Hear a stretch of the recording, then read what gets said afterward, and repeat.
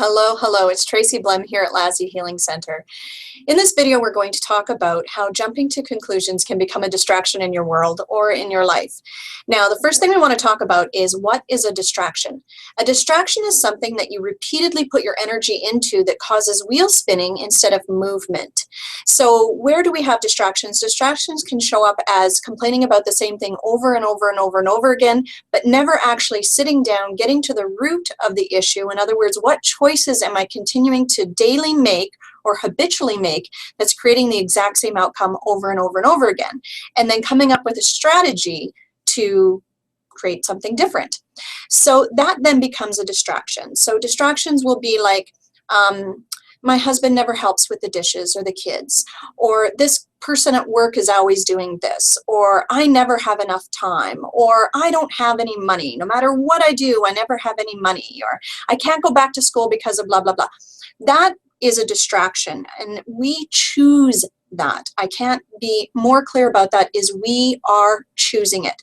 So if the same thing is consistently going wrong in your life, it is because of your choices.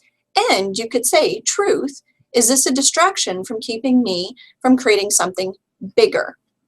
Some of the fan favorites of distractions are drama and trauma around family, intimate relationships, money, work, all of that. So workaholics are fabulous at using work as a distraction. People who are in and out of relationships or in a marriage they're not happy with or what have you is a fabulous distraction.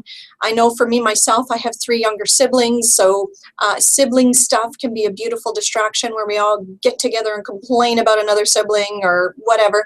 And those patterns are very destructive. In other words, they contract us. They don't contribute to us. So if you're wondering what a contribution is, look at the other videos, but it's really, contribution basically means enhancing and adding to our lives. Distractions do not. We can also do addictions or addiction habits that are a distraction. So we are all very familiar with Facebook, Netflix binging, video games, there's food addictions, there's sex addictions, there's retail addictions, all of that kind of stuff. That is all a distraction from creating something bigger. Let me give you an example. The house is always messy and it's everyone else's fault. But when I come home from work, I will eat fast food and then I'm going to lay on the couch and I'm going to surf Facebook for hours and then, oh, geez, it's time to go to bed. It's 10 o'clock at night. That is choosing distraction instead of coming up with a strategy. Now, how does that mean jumping to conclusion? The jumping to conclusion portion of that example would be, I can't keep my house clean. So that conclusion means you will make choices to ensure that you never keep your house clean. Instead, what you would want to ask is, what else is possible here that I've never considered? What awareness do I have around the situation that I'm choosing or pretending to not have? For example, get the hell off Facebook for hours and hours and hours, that if I chose it would create something different and contribute and expand to me. So where are you using that jumping to conclusion? Another example is, so-and-so is going to show up at this event and they're going to have one of their episodes. So you set yourself up to have an episode or you don't go or whatever, instead of going, what else is possible here? What else could I be doing?